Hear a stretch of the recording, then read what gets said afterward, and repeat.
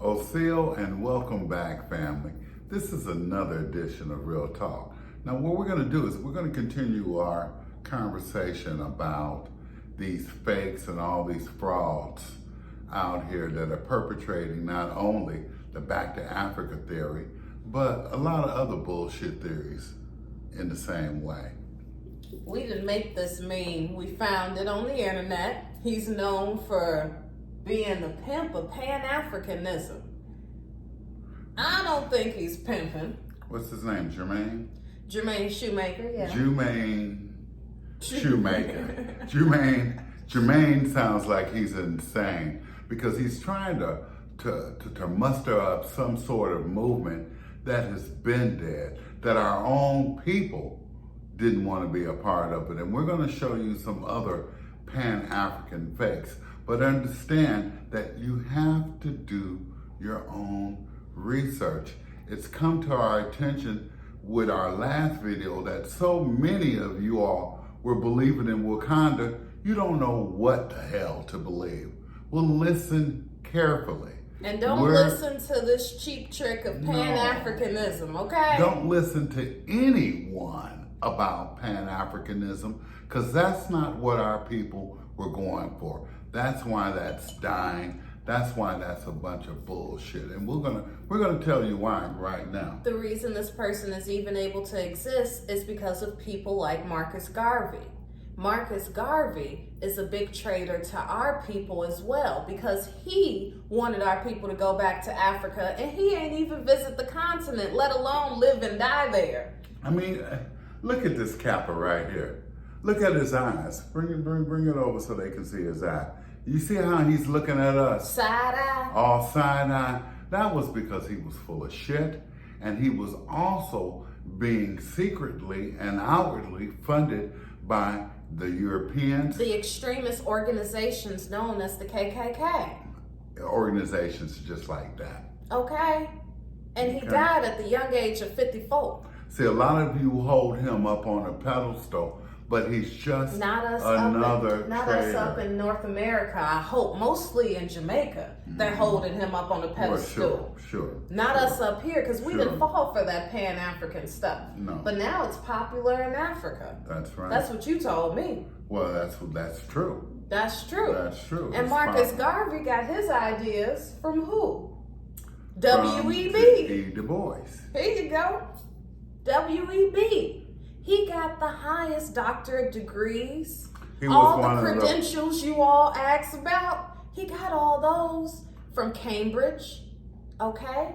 And he wrote Thesis about what?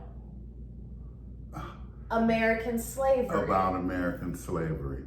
Yes, see you all, he was one of the first graduates of that particular university. He was one of the first NIIJI that they gave a degree to. He was credentialed. Okay. Not only credentialed. In his miseducation. But he wrote the thesis about the suppression of the African slave trade. And they gave him a doctorate degree for this thesis.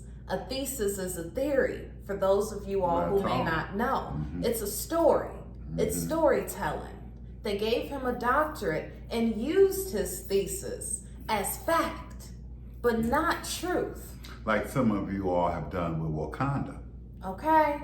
Now, his influences were Alexander Crummel, or Crummel. You know what I'm saying? However you pronounce that. And William James. Now, you may ask, well, who the hell is Alexander Crummel? I'll tell you. Well, these were the first people who started that theory. Boom. Started verbalizing this. Now, understand that all of these people are ministers and preachers.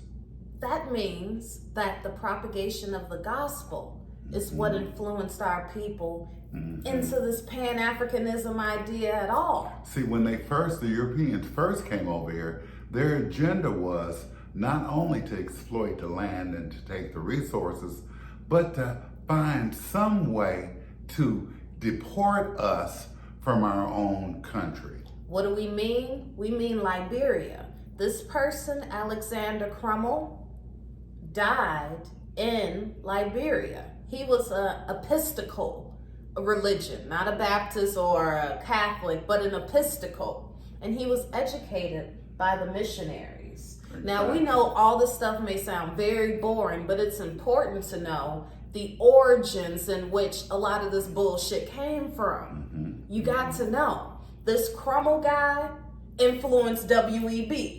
W.E.B. influenced Marcus Garvey. And this guy Garvey influenced, And this guy was influenced by the what?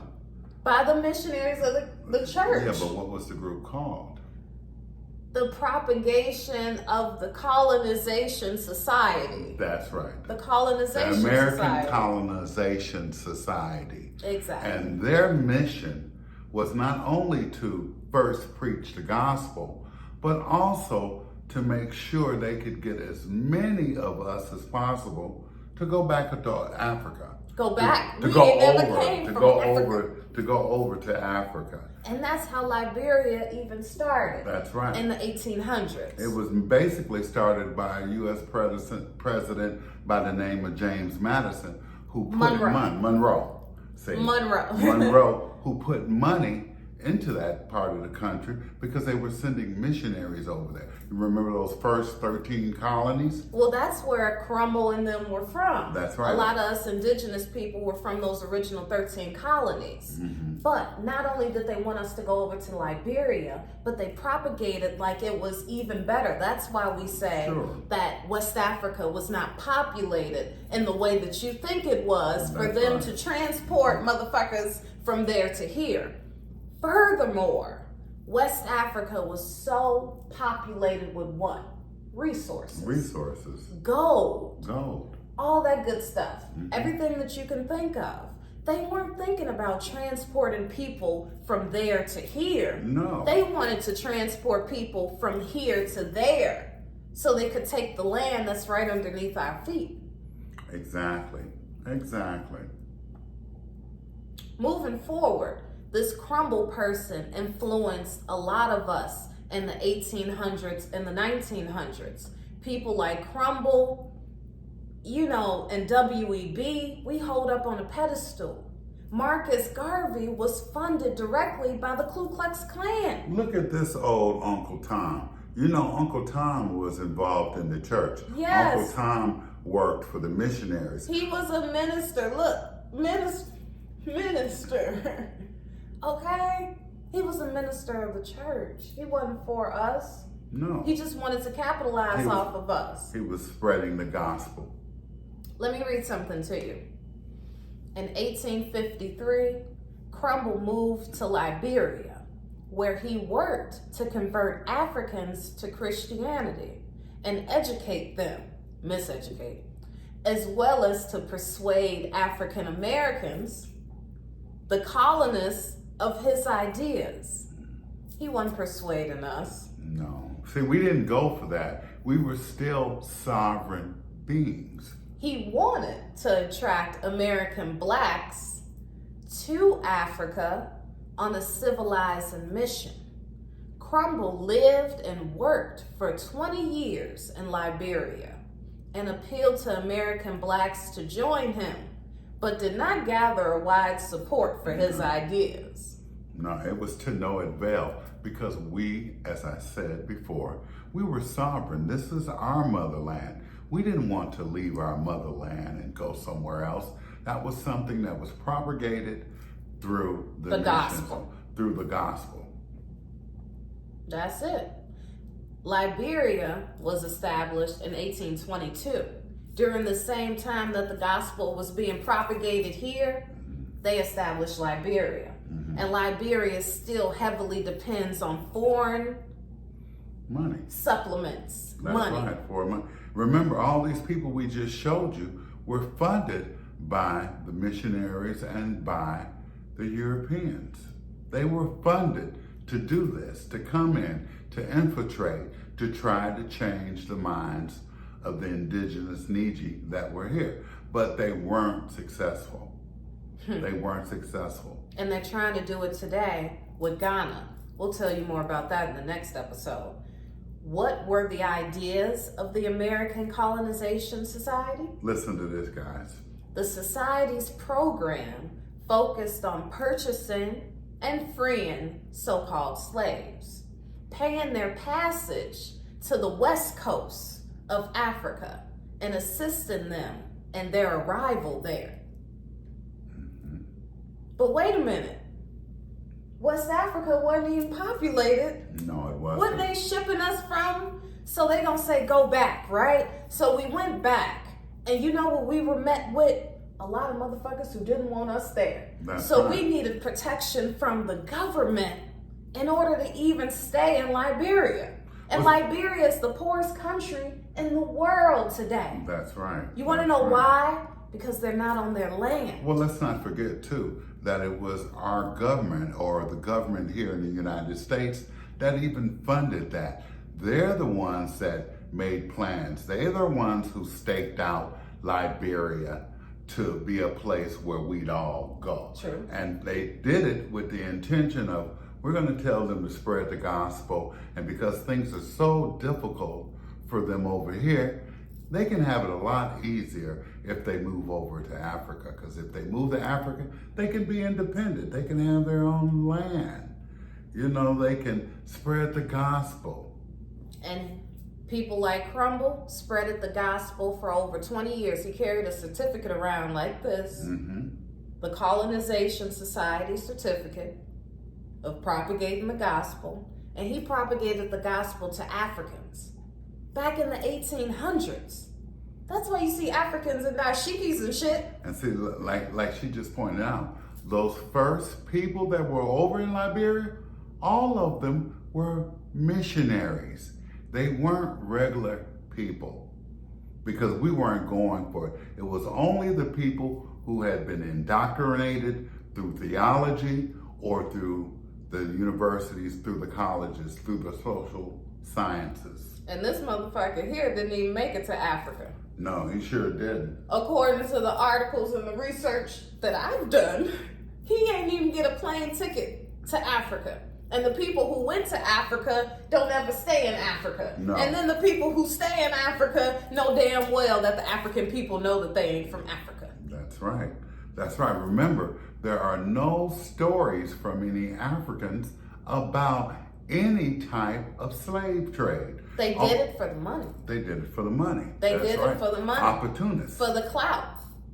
He's saying, hey, clan, you fund me? Yeah, I'll lead all the Negroes that you don't like, all the Negroes that's going through Jim Crow, Wait. I'll lead them to Africa. That's kind of like Jermaine wanting funding to start a school that he never will and never ever started. Jermaine Shoemake. That's right.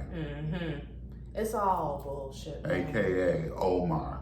Okay, Umar. Like I said, anytime you have to go somewhere else to think of a name to empower yourself, you're a pretty depressed person. And you're lost. Pretty small. This You're lost. is who we are. We need to teach our children who we really are.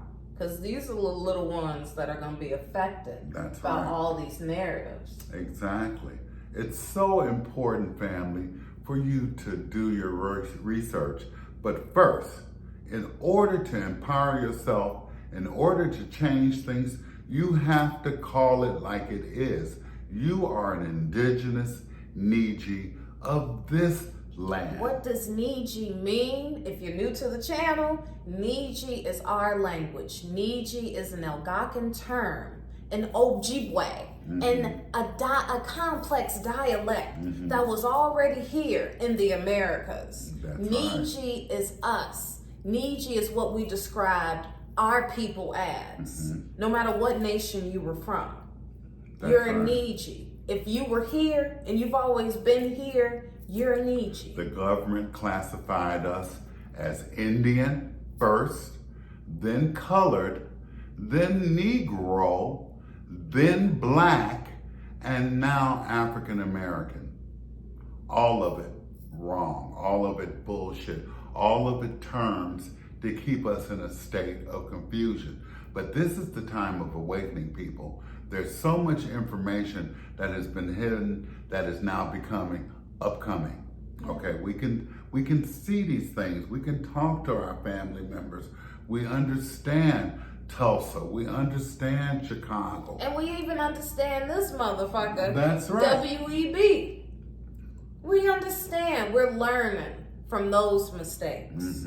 We're learning from those infiltrators. And see, all those people who came up in the 60s, they were indoctrinated the same way WDB. In fact, he laid out the framework for them to be indoctrinated in this Pan African movement. And understand that this Pan African movement just isn't about going back to Africa, but it's about claiming Africa as your home, as your motherland. All of that is made to disenfranchise us. These people also called themselves abolitionists. That's because they were going along, they were helping to create that slave narrative, that slave story. You and I already know that slavery has existed since the beginning of time. It was also a punishment, and it was a work contract. Here's some slavery right here. And the only slaves... No. Well, let's talk about this. Let's talk about the children. The children who were enslaved. Mostly children, because they weren't capturing a bunch of grown folks anyway. A bunch of grown folks were fighting. We were fighting tooth and nail. You couldn't get us on any boat. And then the slavery that did occur, like the cotton picking slave pictures that you may see, we were picking cotton because they didn't know how. And we were already doing it because we were employed to work the agriculture of our land. This chains and shackles shit, this is a picture from a child who had an Arab master. And this is from 1890 over in Europe. That's right. There was slavery all around the world, and they imprisoned a lot of children. A lot of children suffered from slavery. We suffered from being in prison, just like today. The chain gangs, going to prison. It's slavery. Understand that Emancipation Proclamation was not for us, but it was for the European slaves. The white settlers. That were coming over here. Take your time. Because it's a lot of information. It's a lot of information. Take your time. The Emancipation Proclamation was for who? For those European slaves. See, the Europeans were escaping religion. They were escaping slavery. And remember, slavery was either a punishment or a work contract. This is the punishment. If you see us and we got these stripes on or something, that's the chain gang. If you see us picking cotton, we were already working the land anyway. And if you see us getting paid pennies on the dollar, that was long after the European settlement. We were disenfranchised by then. Exactly. It's so important, people, family, to know these things. You know, you don't have to, like I said, know exactly what tribe you came from, but you can be assured that you are an Aborigine, that your mother's mother came from this land. You are the true Indian, the true American Indian. I don't like using American because we know that word has been you know, it's been perverted. American used to mean the copper-colored people. Sure. But now it's applied to the Europeans. We say in our language, you are a Niji. We say Osio and welcome. Osio is our language. That's our greeting. Okay? You are Niji, no matter what nation you're from. Remember, if you don't know what nation you're from, we'll happily take you on. Okay? And remember, our civilization was great before the pyramids, before Nubia, before ancient Kemet. When they came over here, when they first came over here, they couldn't believe the way our country, our land was structured. And they couldn't wait to exploit it. And they couldn't wait to exploit it. And that's what they did. They exploited it under the name of exploration. But you couldn't tell Granny you couldn't tell her she was from Africa. She knew better. That's why Crummel and them didn't successfully convert us to go to Liberia. Right. That's why we didn't go with Marcus Garvey back to Africa, because the people then, they knew where they were from. They knew that this was our land. They knew they had been relabeled time and time again from this government. Mislabeled. This government and the church have been behind everyone on the planet's demise. The same thing that's happening over here is happening over anywhere else in the world. In fact, it happened over there first, but first. Right. Of course you're going to exploit the That's closest why place to you. Exactly. That's why they exploited the castles in so-called Ghana. Because they hit there first. We'll talk about that more in the next episode. We appreciate you for listening. We love you, and you need to share this message. Share the message, subscribe, drop a comment, let us know that you're doing your research. And give people the option to think. More people need images and the options to think. Go within. Once you've gone within, you'll discover a whole world of things that you'll never see on TV unless you create it. That's right. So, we'll see you soon. Much love.